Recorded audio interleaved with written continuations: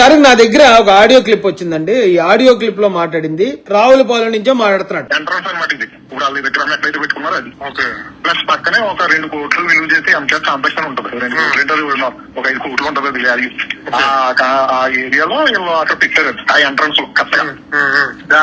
MKR కళ్యాణ మండపం ఉందట. ఇప్పుడు చెర్ల జగ్గిరెడ్డి కూడా ఏదో వీడియోలో మాట్లాడుతూ అక్కడ కళ్యాణ మండపాలు ఉన్నాయి దానికి అడ్డు పెట్టేస్తున్నారు అని చెప్పి కూడా మాట్లాడాడు. ఆ వీడియో ఎక్కడైనా అంబేద్కర్ గారు ఎక్కడైనా ఉంటే ఎక్కడైనా జరుగుంటే వాటిని తక్షణమే స్టేషన్లు తరలించే కార్యక్రమం చేస్తున్నారు. అలాగే అంబేద్కర్ గారి ఆ సందర్భం ఏముంది ఇక్కడ? నీకు నచ్చలేదు, అక్కడ ఎస్సీలు ఎవరు అడ్డుపడలేదు. కాపులపేటలో కాపులు కృష్ణదేవరాయలు గారి విగ్రహం పెట్టుకుంటే ఎస్సీలు ఎందుకు అడ్డుకుంటారు? ఎస్సీలు ఎవరు అడ్డుకోలేదు. ఎస్సీలు అడ్డుకున్నప్పుడు చెర్ల జగ్గిరెడ్డి నీకు ఒక్కడికే నొప్పి వచ్చింది. నువ్వేం అడగాలి? రాజశేఖర రెడ్డి గారి విగ్రహాన్ని నువ్వు ఎగ్జాంపుల్ చెప్పు, లేకపోతే మీ నాన్నగారి పేరు ఎగ్జాంపుల్ చెప్పు. అది వదిలేసి అంబేద్కర్ గారి ఎగ్జాంపుల్ ఏంటి నీకు?